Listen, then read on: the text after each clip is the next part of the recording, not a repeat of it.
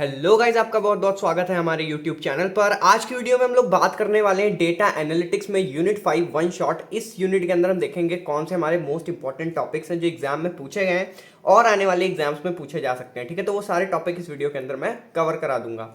अगर मैं ओवरऑल बात करूं यूनिट 1 से लेकर यूनिट 5 तक में पांचों यूनिट में, तो मेरे अकॉर्डिंग सबसे ज़्यादा लेंदी यूनिट है ये हमारी, क्योंकि इसमें से जो टॉपिक्स हैं वो बहुत छोटे छोटे टॉपिक्स हैं और उनकी मतलब समझ रहे हो एग्जाम में क्वेश्चन वेराइटीज में आते हैं, तो उस केस में हमें ज़्यादा चीज़ें कवर करनी पड़ेंगी। इस वजह से थोड़ी सी लंबी होगी। ठीक है, बाकी वीडियो मैं ट्राई करूंगा जल्दी जल्दी से करा दूं, बट स्टिल आई गेस ये 40 मिनट्स टू 1 आवर तक जा सकती है वीडियो। ठीक है, तो ध्यान से देख लेना, वीडियो की लेंथ देख के वीडियो छोड़ना मत कि यूनिट 5 है तो स्किप कर देते हैं। यूनिट 5 ये बहुत इंपॉर्टेंट यूनिट है। इस यूनिट से क्वेश्चन डेफिनेटली एग्जाम में आपको 30 से 40 नंबर में देखने को मिल जाएंगे। ठीक है, तो ये मान के चलना कि 40 नंबर का कंटेंट यहाँ से आपको मिलने वाला है एग्जाम के अंदर। तो चलो स्टार्ट करते हैं वीडियो को। सबसे पहला टॉपिक आता है हमारा मैप रिड्यूस। ठीक है, ओवरऑल टॉपिक्स यहाँ पे लिखे हुए हैं, हम लोग कौन कौन से टॉपिक्स पढ़ने वाले हैं इस वीडियो के अंदर। मैप रिड्यूस है, हडूप है, पिग हाइव, एचबेस, एचडीएफएस। एचडीएफएस हमारा हडूप डिस्ट्रीब्यूटेड फाइल सिस्टम है। ठीक है, शार्डिंग है, डीवी मतलब डेटा विजुअलाइजेशन, और एस3 हमारा है अमेजॉन की एस3 जो सर्विसेज होती हैं। ठीक है, सिंपल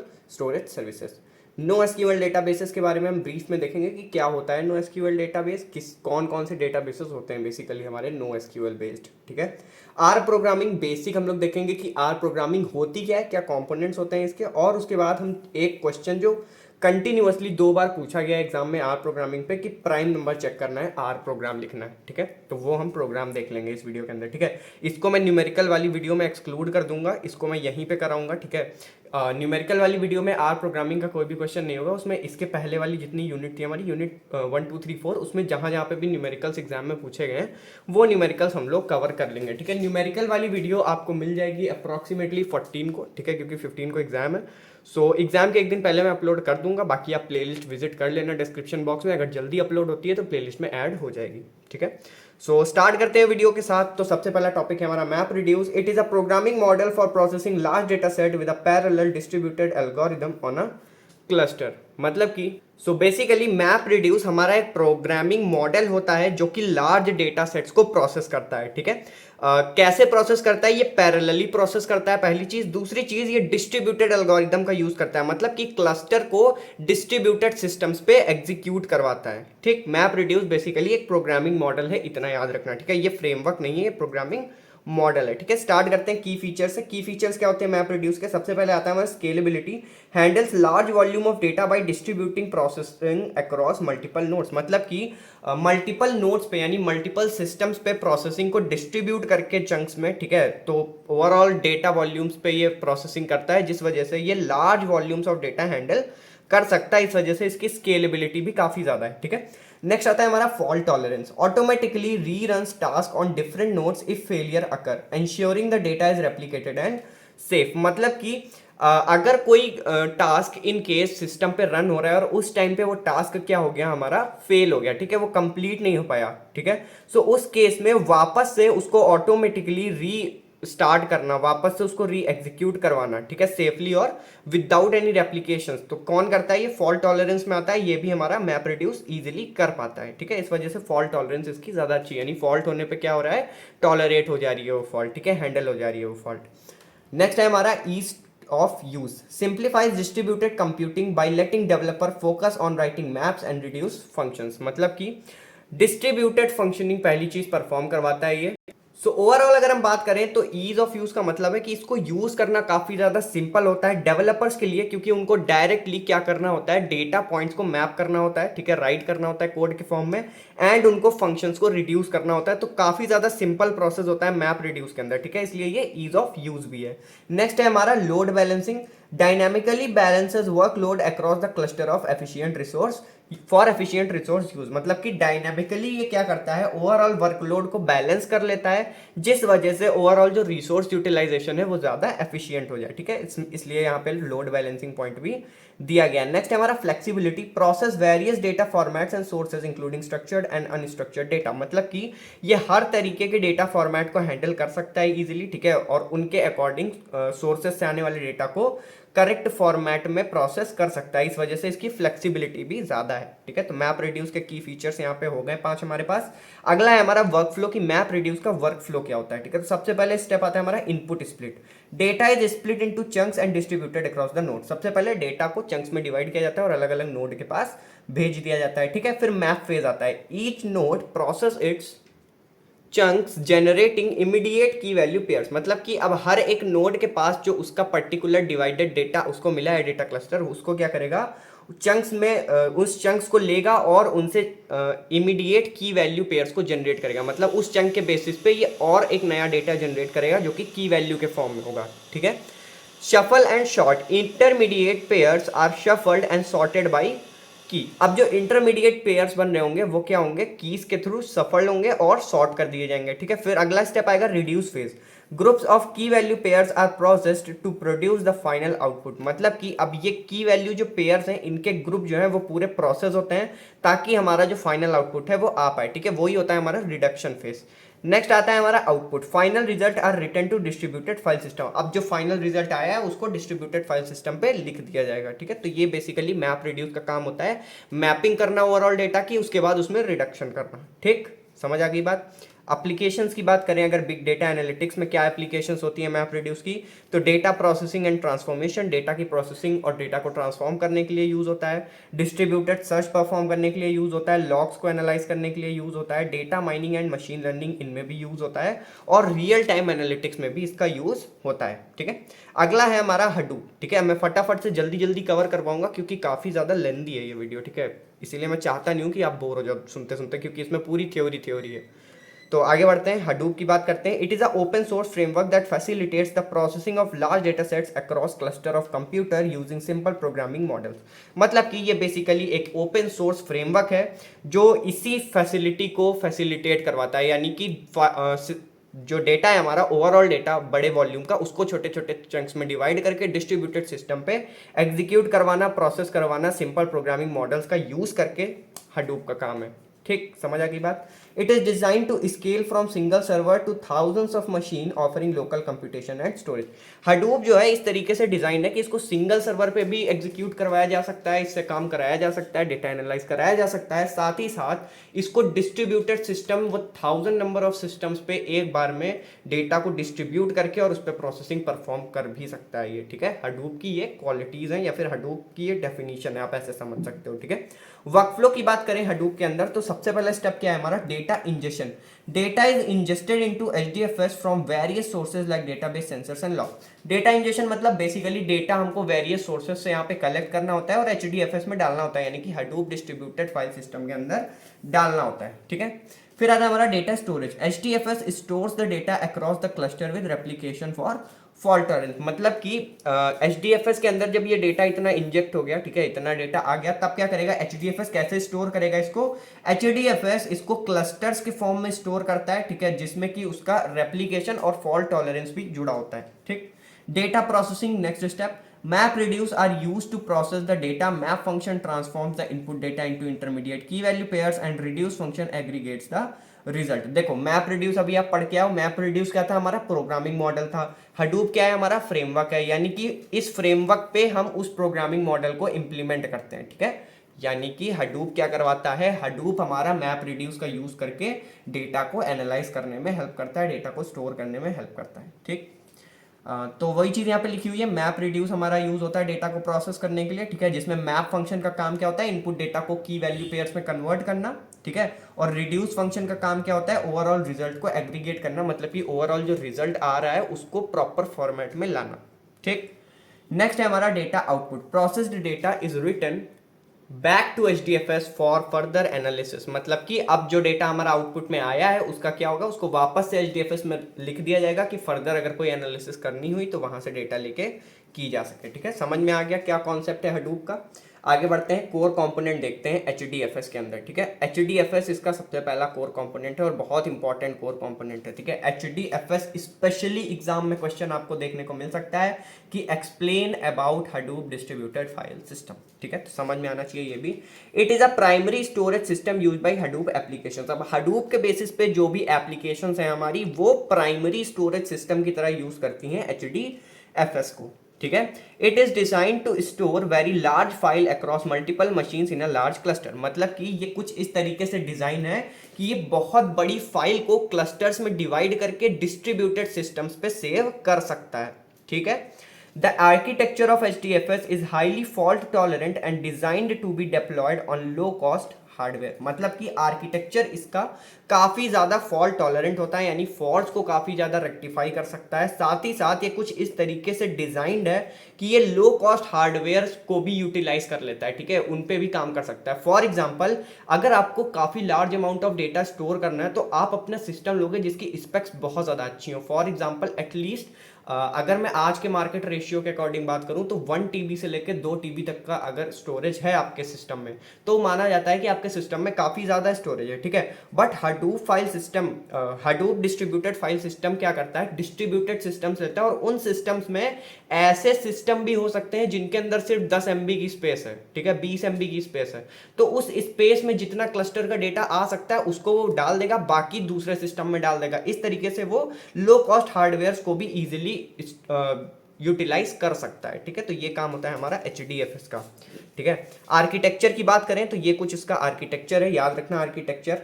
नेम नोड है, मेटा डेटा है, डेटा नोड्स हैं, ठीक है, क्लाइंट है और रेप्लिकेशन है। ठीक है, डेटा नोड और डेटा नोड के बीच में रेप्लिकेशन होता है, यानी कि 2 डेटा नोड होती हैं, दोनों डेटा नोड में एक दूसरे से रेप्लिकेशंस होते रहते हैं। अब इस पूरे डायग्राम के अंदर जो जो पॉइंट्स आपको लिखे हुए दिख रहे हैं इन सबका मतलब समझ लेते हैं, तब आपको क्लियर हो जाएगा कि यहाँ पे क्या चीज़ मैं बताना चाह रहा हूँ या ये आर्किटेक्चर बेसिकली है क्या।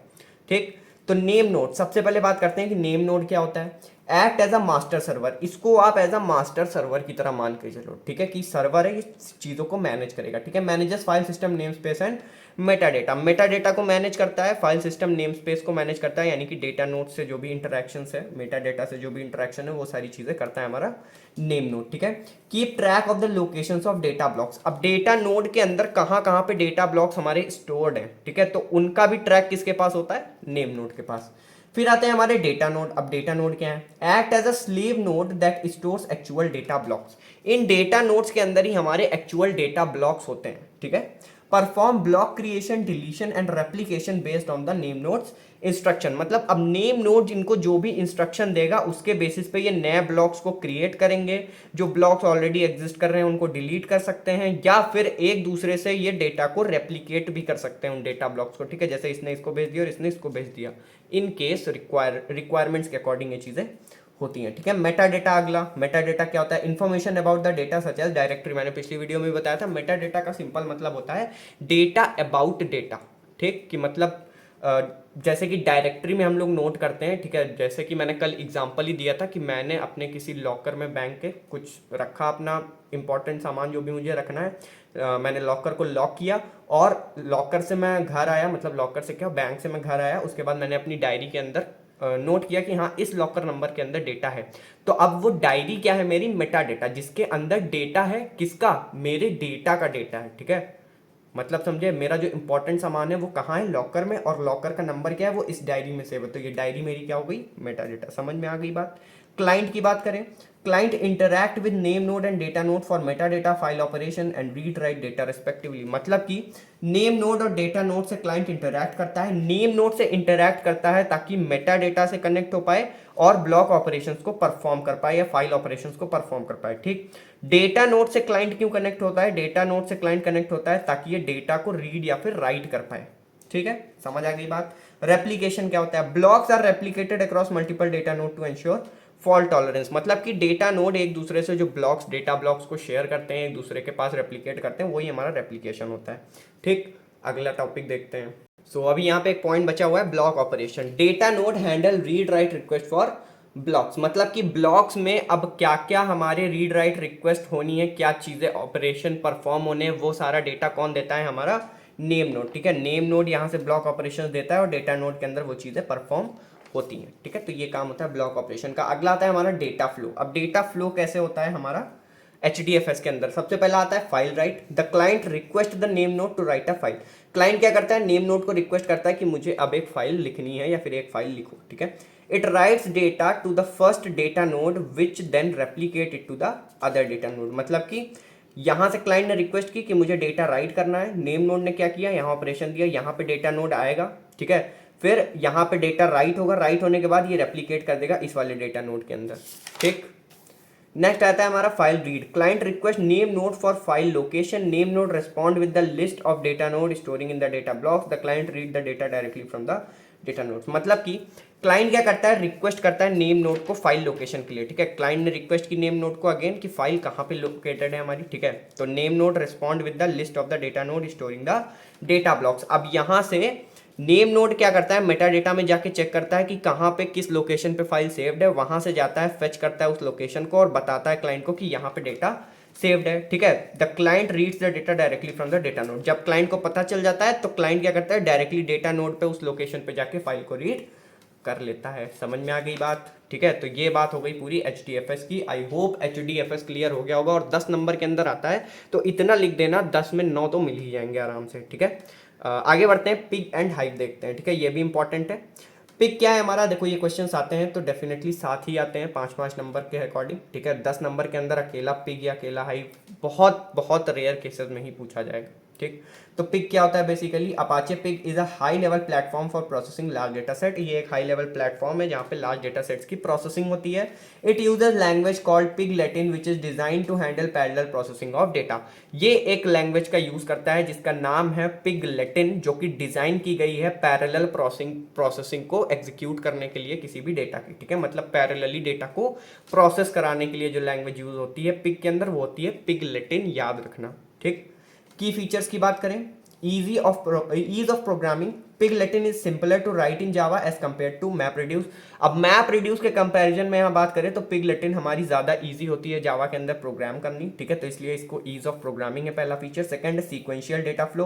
Pig Latin script describe a sequence of data transformation. Pig Latin की जो स्क्रिप्ट होती है हमारी जावा के अंदर वो डिस्क्राइब करती है कि क्या सीक्वेंस होना चाहिए डेटा के ट्रांसफॉर्मेशन का, इस वजह से ये एक सीक्वेंशियल डेटा फ्लो प्रोवाइड करती है। ठीक, थर्ड है हमारा user friendly. User can create their own function to process data using Pig Latin. मतलब कि पिग लैटिन का यूज करके हमारे जो यूजर्स हैं या फिर हम लोग हैं, अगर हम पिग लैटिन का यूज कर रहे हैं तो हम अपने खुद के डिफाइंड फंक्शन यानी यूजर डिफाइंड फंक्शंस को भी यूज कर सकते हैं। इस वजह से ये यूजर फ्रेंडली भी होती है। ठीक है, नेक्स्ट फीचर देखते हैं। सो next is flexibility. Pig can handle both structured and unstructured data. Flexibility का सिंपल सा मतलब है कि स्ट्रक्चर्ड और अनस्ट्रक्चर्ड दोनों तरह के डेटा को हैंडल कर सकती है। ठीक है, पिग लैटिन हैंडल कर सकती है। नेक्स्ट आता है हमारा optimisation.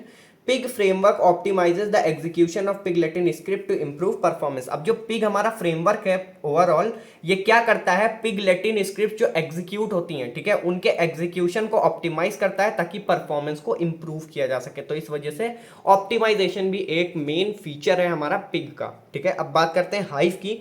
It is a data warehouse infrastructure built on top of Hadoop. मतलब कि हडूप के बेसिस पे बनाया गया एक वेयर हाउस इंफ्रास्ट्रक्चर है। मतलब कि इसके अंदर बेसिकली डेटा स्टोर होगा। जैसे कि इसका नाम ही हाइव है। हाइव का मतलब क्या होता है, जो हनी बीज अपना बनाती है ना, क्या बोलते हैं, शहद का जो छत्ता बनाती हैं। ठीक है, तो उसके अंदर छोटे छोटे स्लॉट्स होते हैं, हर एक स्लॉट्स में डिस्ट्रीब्यूटेड तरीके से वो अपना शहद को स्टोर करती हैं। तो वही यहाँ पे हाइव का काम होता है। ये डेटा वेयर हाउस इंफ्रास्ट्रक्चर होता है जो कि हडूप के बेसिस पे बनता है। अब हडूप के बेसिस पे बन रहा है तो सीधी सी बात है ये डिस्ट्रीब्यूटेड डेटा स्टोरेज में यूज होगा। ठीक, it facilitates querying and managing large data sets stored in HDFS using SQL like language called HiveQL। अब HiveQL इसकी एक लैंग्वेज है, ठीक है, जो कि SQL जैसी लैंग्वेज है। और ये HDFS के अंदर जो डेटा हमारा स्टोर है वहां से क्वेरी करके डेटा को मैनिपुलेट करना, मैनेज करना, ये सारा काम करता है हमारा हाइव। ठीक है, की फीचर्स की बात करें तो सबसे पहला HiveQL ही इसका फीचर है। ठीक है, similar to SQL, make it easier for user to make it easier to users familiar with traditional database to write queries. मतलब कि इसका मतलब क्या है कि SQL से काफी ज्यादा सिमिलर है हाइव SQL। ठीक है, HiveQL जो है वो हमारी SQL से काफी ज्यादा सिमिलर है, जिस वजह से जो यूजर ट्रेडिशनल डेटाबेस के अंदर क्वेरीज लिखने से फेमिलियर है, जैसे कि हम लोगों ने अगर SQL पढ़ रखी है ऑलरेडी या SQL पे काम करा हुआ है, थोड़ा बहुत भी हमें क्वेरी लिखनी आती है, तो उस केस में HiveQL पे काम करना हमारे लिए काफी ज्यादा ईजी हो जाता है। ठीक, इसका सिंपल सा इतना मतलब है। नेक्स्ट आता है हमारा schema on read. Hive applies the schema to data at the time of reading rather than writing। मतलब कि डेटा को जब इनपुट करना होता है, जब राइट करना होता है, उस टाइम के बजाय जब डेटा को रीड करना होता है उस टाइम पे ये स्कीमास को प्लॉट करती है। ठीक है, डेटा के ऊपर। समझ में आ गई बात। नेक्स्ट है हमारा storage independence. Efficient to support and handle various storage format. Basically जो हमारी हाइव है ये हमारी एफिशिएंट होती है, ठीक है। किस लिए एफिशिएंट होती है? अलग अलग स्टोरेज फॉर्मेट्स को सपोर्ट करने के लिए, मतलब कि डॉक्यूमेंट के फॉर्म में हो डेटा, ठीक है, चाहे हमारा डेटा किसी किसी भी फॉर्म में हो, बेसिकली डेटा हमारा किसी भी फॉर्म में हो, उसको स्टोर करना काफ़ी ज़्यादा इसके लिए ईजी होता है, इस वजह से ये स्टोरेज इंडिपेंडेंस है, ठीक। नेक्स्ट आता है हमारा scalability, can handle large data set and scale out with Hadoop's cluster, मतलब कि ये बहुत लार्ज डेटा सेट को हैंडल कर सकता है, इस वजह से ये हडूप के अंदर यूज होता है। हडूप के क्लस्टर्स को भी ये इजीली प्रोसेस कर सकता है, और उसके हडूप के जितने भी क्लस्टर है, ठीक है, हडूप का क्लस्टर चाहे जितना अमाउंट में ग्रो होता जाए ये उसको स्केल कर लेगा इजीली, इस वजह से इसकी स्केलेबिलिटी भी हाई है, ठीक। नेक्स्ट है हमारा partitioning, improves query performance by organizing tables into partitions and buckets। अब ये क्या करता है, ये जो हमारा ओवरऑल डेटा है डिस्ट्रीब्यूटेड फॉर्म में, ठीक है, हाइव से याद करो, हाइव में शहद कैसे होता है, डिस्ट्रीब्यूटेड होता है, उसी तरीके से यहाँ पे डेटा क्या है, डिस्ट्रीब्यूटेड है। डिस्ट्रीब्यूटेड का मतलब पार्टीशन है। अब पार्टीशन है तो हर एक पार्टीशन के लिए एक स्पेसिफाइड क्वेरी परफॉर्मेंस जो है वो इंप्रूव कर देता है हमारा, ठीक है। हाइव क्या करता है, क्वेरी परफॉर्मेंस जो है, मतलब क्वेरी के हेल्प से ही तो हम डेटा को मैनेज कर रहे हैं, ठीक है, तो जो क्वेरी परफॉर्मेंस है उसको इंप्रूव कर देता है जो टेबल का डेटा है उसको पार्टीशंस में डिवाइड करके। समझ में आ गई बात, यही होती है पार्टीशनिंग। एच बेस आता है अगला टॉपिक हमारा, ठीक है।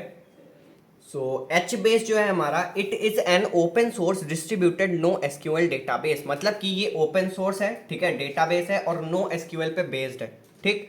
It is designed for storing and managing large scale sparse data, मतलब कि ये लार्ज स्केल के स्पार्स डेटा को यानी कि डिवाइडेड डेटा को स्टोर करने और उसको बेसिकली स्टोर करने और उसको प्रोसेस करने के लिए डिजाइन किया गया है, ठीक है, एचबेस हमारा।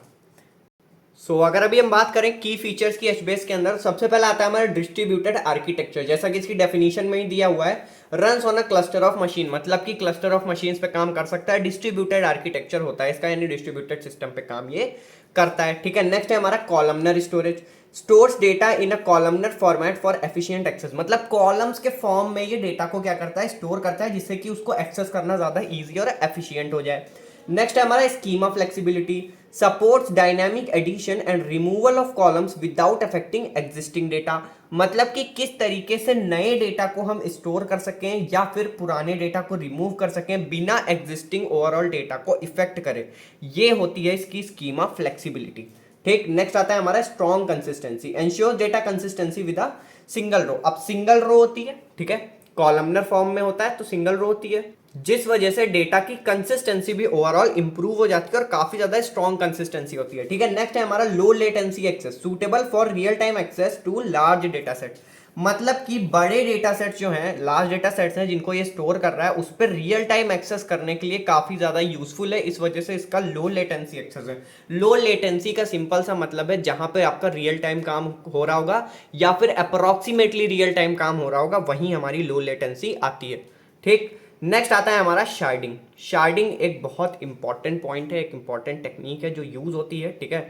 इंपॉर्टेंट है मतलब 10 नंबर के अंदर ही पूछी जाएगी, ठीक है, जहां पे मैं बोल दूं इंपॉर्टेंट है समझ जाया करो वो 10 नंबर के अंदर आ सकता है, तो ध्यान से समझो।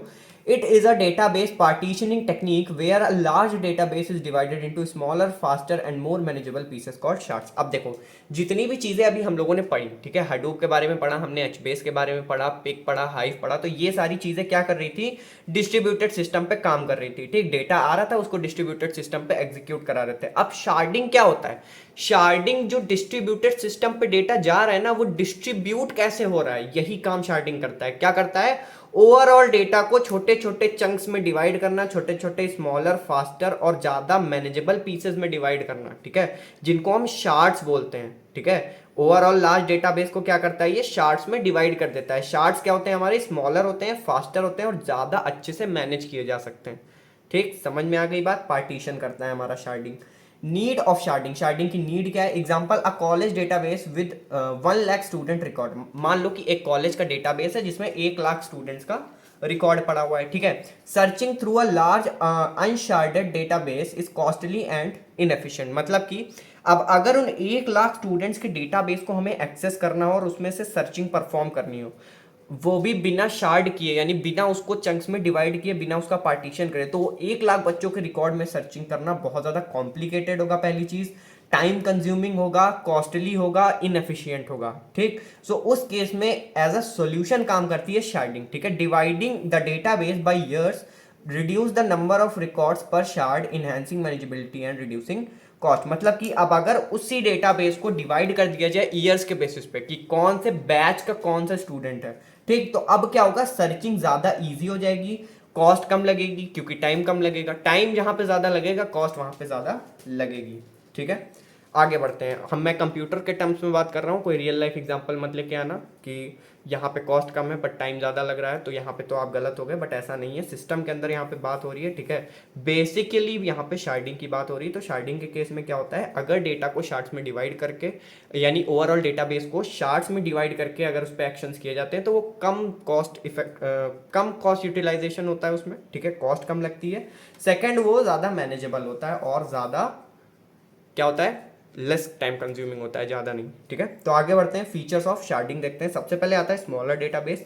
Sharding reduces the size of individual database. सबसे पहली चीज़ कि बड़ा साइज का जो डेटाबेस है उसको छोटे छोटे शार्ट्स में डिवाइड करके उसका साइज क्या करेगा, रिड्यूस कर देगा। ठीक, so next is faster performance. Queries and transactions are faster with fewer records to process. मतलब कि जो queries होती हैं वो ज़्यादा फास्ट होती हैं। ठीक है, जो भी transactions हो रही हैं वो ज़्यादा फास्ट हो जाती हैं क्योंकि records हमारे कम हो जाते हैं, डेटा शार्ट्स में डिवाइड हो जाता है। ठीक, manageability, smaller databases are easier to handle and maintain. अब स्मॉलर डेटाबेस को हैंडल करना ईजी है, स्मॉलर डेटा को मेंटेन करना ईजी है। ठीक है, तो इस वजह से मैनेजेबिलिटी भी काफ़ी अच्छी होती है। नेक्स्ट आता है हमारा कॉम्प्लेक्सिटी। अब देखो, बड़ा डेटा सेट क्या हुआ, छोटे छोटे चंक्स में डिवाइड हो गया, तो अब क्या हुआ, कॉम्प्लेक्स हो गया डेटा हमारा। ठीक है, शार्डिंग क्या करता है, कॉम्प्लेक्स कर देता है। बस यही एक इसका आप मान सकते हो नेगेटिव पॉइंट है, यानी डिसएडवांटेज है। ठीक, की चीज़ों को ये कॉम्प्लेक्स बना देगा। नेक्स्ट आता है हमारा कॉस्ट एफिशिएंसी। ठीक है, रिड्यूसेस ट्रांजैक्शन कॉस्ट सिग्निफिकेंटली। अब सीधी सी बात है, ट्रांजैक्शन कॉस्ट रिड्यूस हो जाएगी क्योंकि हर एक प्रॉपर ट्रांजैक्शन के लिए अलग डेटाबेस हमारा शार्ट्स में डिवाइड हो जाएगा। ठीक, तो कॉस्ट एफिशिएंसी भी है। तो नेक्स्ट, बेसिकली ये बात हो गई शार्डिंग की। अब नेक्स्ट आता है हमारा डेटा विजुअलाइजेशन। ये भी इंपॉर्टेंट है, डेटा विजुअलाइजेशन नाम है जैसे इसका।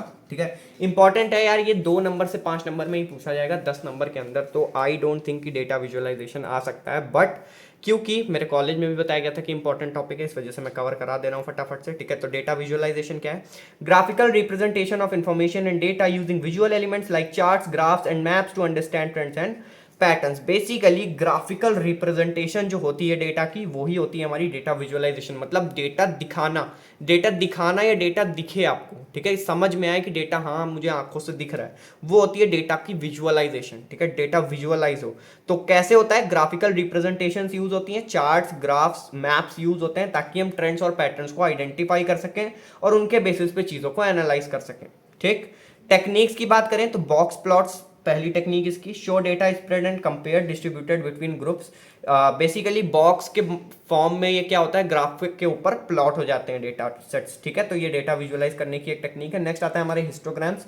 देखे होंगे आपने histograms already, display the shape and spread of continuous sample data with bars grouping number into ranges. मतलब कि बार्स के फॉर्म में ये हमारे हिस्टोग्राम्स होते हैं। ठीक है, और हिस्टोग्राम्स कुछ इस तरीके से होता है, लेट मी शो यू, यहाँ पे दिख रहा है। ठीक है, तो हिस्टोग्राम कुछ इस तरीके से डिजाइन होते हैं, इस तरीके से हमारा बार चार्ट बनता है हिस्टोग्राम का। ठीक है, तो ये ऐसे बार्स होते हैं, सब एक दूसरे से मर्ज्ड होते हैं और वो बेसिकली शो करता है कि किस तरीके से हमारे कॉन्टिन्यूअस सैंपल ऑफ डेटा क्या हो रहे हैं, एग्जीक्यूट हो रहे हैं या काम कर रहे हैं। ठीक है, समझ आ गया। अगला क्या है, heat maps. Use colour to represent data values similar to how bar graphs use height and width. आप लोगों ने मूवीज देखी होंगी, मूवीज के अंदर कभी कभी दिखाते हैं ना, जो साइंटिफिक मूवीज होती है, साईफाई मूवीज, एक्सपेरिमेंट वगैरह होते हैं तो वहाँ पे शो किया जाता है। जब इंफ्रारेड वाले स्कैनर्स यूज होते हैं तो वहाँ पे भी आपको जो ग्राफ दिखता है वो हीट मैप होता है बेसिकली। ठीक है, तो हीट यानी कि कलर्स के बेसिस पे वहाँ पे डेटा डिवाइडेड रहता है कि ये कलर है इसका मतलब ये डेटा है, ये कलर है इसका मतलब ये डेटा है। ठीक है, तो वो बेसिकली कलर्स के बेसिस पे डिवाइड होती है डेटा वैल्यूज। समझ में आ गई बात। ठीक है, तो आगे बढ़ते हैं, चार्ट्स अगला हमारा। ठीक है, तो बेसिकली 4 टेक्निक है हमारे पास, box plots, histograms, heat maps और चार्ट। चार्ट्स के अंदर 3 स्पेसिफिक सब टेक्निक्स हैं, जैसे कि पाई चार्ट्स हो गए, लाइन चार्ट हो गया और बार चार्ट हो गए, ये मेनली यूज होते हैं। पाई चार्ट क्या होते हैं? Circular graphs with slices proportional to numerical values. Circular graph होता है जिसमें स्लाइसेस क्या बताती हैं? परसेंटेज बताती हैं, या जो भी न्यूमेरिकल वैल्यू उसको रिप्रेजेंट करती हैं, ठीक है। Line chart plot the relationship between two variables. Line chart होता है रिलेशनशिप बताता है दो वेरिएबल्स के बीच में, ठीक है। Bar chart compare quantities of different categories और ग्रुप्स। बार चार्ट आपने देखा होगा, किसी कंपनी की ग्रोथ दिखानी हो, ठीक है, तो उसके लिए भी बार चार्ट्स का यूज़ किया जाता है, ठीक है। शेयर मार्केट में स्टॉक्स वगैरह में भी बार चार्ट्स का यूज़ होता है। अगर आप लोग शेयर मार्केट की कोई एप्लीकेशन वगैरह यूज़ करते हो ना, तो आप लोग वहाँ पे जाके स्टॉक प्राइसेस जब आप चेक करोगे, चार्ट चेक करोगे बेसिकली स्टॉक्स का, तो वहाँ पे आप देखना एक ऑप्शन होगा जहाँ पे आप चार्ट को अपडेट कर सकते हो, चार्ट को चेंज कर सकते हो, उसकी रिप्रेजेंटेशन चेंज कर सकते हो। तो वहाँ पे आप पाई चार्ट भी देख पाओगे। पाई चार्ट आई गेस नहीं होता है, but line chart, bar chart और आई गेस हिस्टोग्राम्स और बॉक्स प्लॉट ये होते हैं, ठीक है। तो आप एक बार जाके देखना, अगर दिखता है तो आपको विजुअलाइज भी होंगी चीज़ें। बाकी फोटो में अटैच कर दूंगा, ठीक है। जब मैं आपको इसका पीडीएफ दूंगा ना, तो ये सारे ग्राफ्स जो हैं 1 2 3 4 5 6, ठीक है, तो सारे ग्राफ्स की मैं फोटो एक अटैच कर दूंगा, तो वहां से आप लोग देख लेना कौन सा ग्राफ किस तरीके से होता है, तो विजुअल रिप्रेजेंटेशन भी आपको मिल जाएगी, क्योंकि डेटा विजुअलाइजेशन हेडिंग है, तो अगर डेटा विजुअलाइज ही नहीं हुआ तो क्या मतलब है, ठीक है। तो आगे बढ़ते हैं, S3 की बात करते हैं। अभी इसका डायग्राम में भेज दूंगा, देख लेना, बाकी डेटा पढ़ लो और एग्जाम में कर लेना, ठीक है। अगर आ जाता है तो वैसे तो ये चांसेस कम है कि आएगा, बट आ भी सकता है। तो S3 की बात करते हैं। Amazon simple storage service. Amazon S3 is a scalable object storage service by AWS। AWS provide करता है ये स्टोरेज, ठीक है। Amazon वेब सर्विसेज की तरफ से स्टोरेज सर्विस आती है। Amazon सिंपल स्टोरेज सर्विस, काम क्या होता है इसका? For secure, durable and highly available cloud storage. मतलब कि ये क्लाउड पे काम करता है हमारा, ठीक है। ये रियल सिस्टम से स्टोरेज पे काम नहीं करता, क्लाउड स्टोरेज पे काम करता है।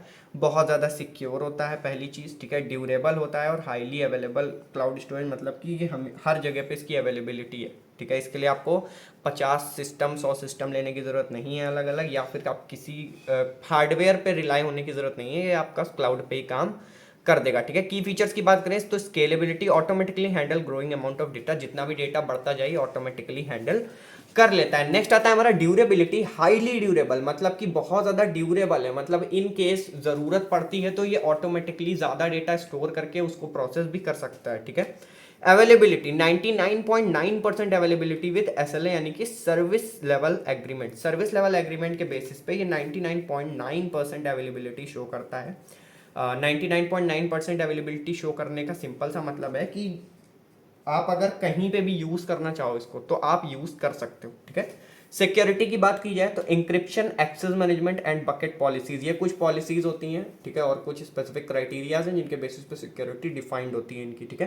परफॉर्मेंस की बात करें तो fast data retrieval and performance optimisation. अब क्योंकि क्लाउड टेक्निक है तो सीधी सी बात है, डेटा रिट्रीव करना ईजी है, जल्दी से डेटा रिट्रीव हो जाता है, ठीक है, और परफॉर्मेंस भी ऑप्टिमाइज हो जाती है। नेक्स्ट हमारे देखते हैं यूजेस, S3 के क्या क्या यूजेस हैं। तो बैकअप्स एंड रिस्टोर, रिस्टोर और बैकअप के लिए यूज होता है। डेटा आर्चिविंग के लिए यूज होता है। कंटेंट डिस्ट्रीब्यूशन के लिए यूज होता है। बिग डेटा एनालिटिक्स में तो यूज होता ही है, साथ ही साथ एप्लीकेशन होस्टिंग के लिए भी यूज होता है, ठीक है। एप्लीकेशंस वगैरह होस्ट होती हैं तो जो डेटा है हमारा एप्लीकेशंस का वो भी हमारा क्लाउड्स पे ही सेव होता है, ठीक। तो समझ में आ गई बात बेसिक आपको कि है क्या S3 हमारा, ठीक है। नेक्स्ट आता है हमारा नो एसक्यूएल डेटाबेस। अब ये भी इंपॉर्टेंट है, 10 नंबर के अंदर आ सकता है। These are non relational database designed to handle large volumes of unstructured, semi structured and structured data as well. ये बेसिकली नॉन रिलेशनल डेटाबेसेस होते हैं, मतलब कि जैसे कि हम लोगों ने पिछले सेमेस्टर में RDBMS पढ़ा था, यानी रिलेशनल डेटाबेस सिस्टम, वहाँ पे टेबल्स और रोज के फॉर्म में डेटा सेव हो रहा था, ठीक है।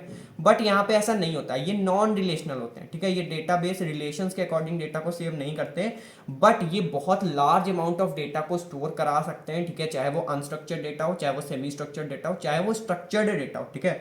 जो RDBMS और DBMS हमने पढ़ा था वो स्ट्रक्चर्ड डेटा पे काम कर रहा था, ठीक है। वो अनस्ट्रक्चर्ड और सेमी स्ट्रक्चर्ड पे काम नहीं करता है।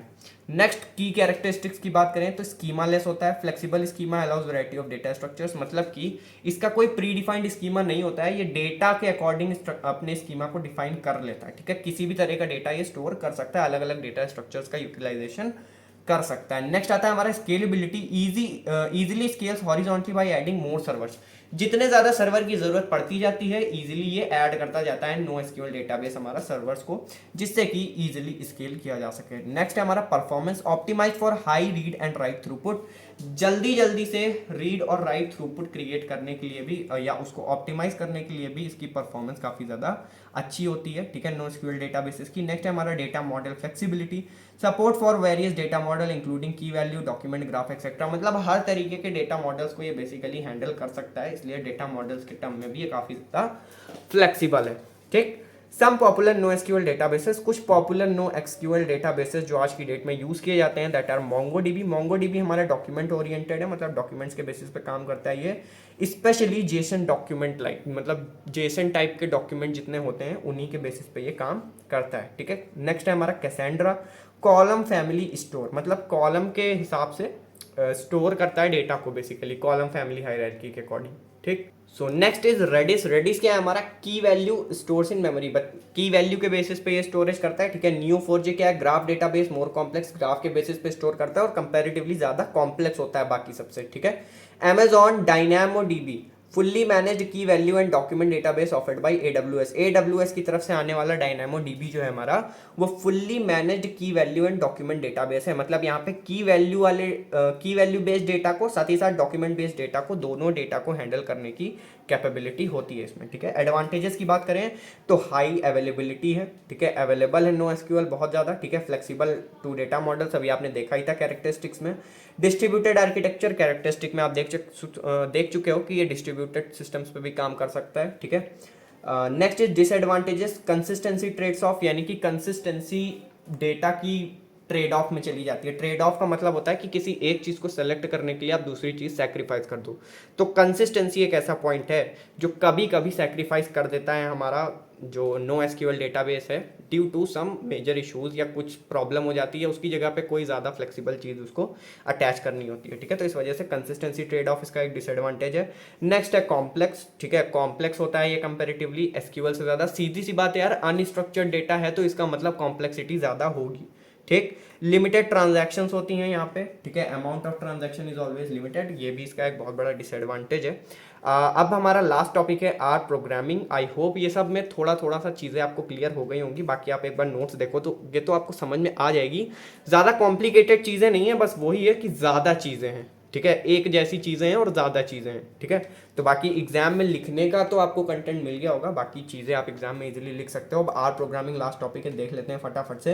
It is a environment specific programming language for data analysis, statistical computing and graphical representation, मतलब डेटा एनालिसिस में जो लैंग्वेज हमारी मेजरली यूज़ होती है वो हमारी आर प्रोग्रामिंग लैंग्वेज ही होती है, चाहे आप डेटा एनालिसिस की बात करें, स्टैटिकल कंप्यूटिंग की बात करें, स्टैटिस्टिकल, ठीक है, स्टैटिस्टिक्स की बेसिस पे जो कंप्यूटेशंस परफॉर्म होती हैं उनकी बात करें, या फिर ग्राफिकल रिप्रेजेंटेशंस की बात करें, तो आर प्रोग्रामिंग का हर जगह पे यहाँ पे यूज है, ठीक है। की फीचर्स की बात करें तो R programming statistical analysis, extensive library of statistical tools and techniques, मतलब कि इसके पास काफ़ी अच्छी लाइब्रेरी होती है स्टैटिस्टिकल टूल्स और टेक्निक्स की, जिसकी वजह से इसकी स्टैटिस्टिकल एनालिसिस काफ़ी अच्छी होती है, ठीक है, इसीलिए इसका क्या स्टैटिस्टिकल कंप्यूटिंग में यूज़ किया जाता है, ठीक। नेक्स्ट है हमारा data manipulation, powerful data manipulation capabilities with pre defined packages. हमारे आर प्रोग्रामिंग में कुछ प्री डिफाइंड पैकेजेस होते हैं जिनकी हेल्प से डेटा को इजीली मैनिपुलेट किया जा सकता है। नेक्स्ट है हमारा open source, free and open source programming language. Free है, ओपन सोर्स प्रोग्रामिंग लैंग्वेज है। Community serves a large community, बहुत बड़ी कम्युनिटी है। आर प्रोग्रामिंग लैंग्वेज को हर जगह पे यूज किया जाता है जहाँ पे डेटा एनालिसिस की जाती है, ठीक है। नेक्स्ट है हमारा integration, easy to integrate with other programming languages and big data platforms. Easily ये इंटीग्रेट हो जाती है अलग अलग प्रोग्रामिंग लैंग्वेजेस से, चाहे आप जावा की बात करो, चाहे आप पाइथन की बात करो, ठीक है, तो उनके साथ में इंटीग्रेट होकर काम कर सकती है और बिग डेटा प्लेटफॉर्म्स पे भी काम कर सकती है, ठीक है। फ्लेक्सिबल की बात करें तो can be extended by packages available on R based repositories, मतलब कि आर प्रोग्रामिंग लैंग्वेज के बेसिस पे जितनी भी रिपोजिटरीज डिफाइंड है ओवरऑल इंटरनेट पे, ठीक है, उनसे वो पैकेज को लेके उन पे अवेलेबल पैकेजेस को यूटिलाइज करके इजीली अपने, आप कह सकते हो, एक्सटेंड कर सकती है अपने परफॉर्मेंस को, अपने प्रोग्रामिंग को, ठीक है, और इस वजह से ये ज़्यादा फ्लेक्सिबल भी होती है। नेक्स्ट क्या है हमारा, so next are core components. Core components में तीन हमारे पास कोर कंपोनेंट होते हैं आर के अंदर। सबसे पहली R language, a programming language focused on statistical analysis and data visualisation.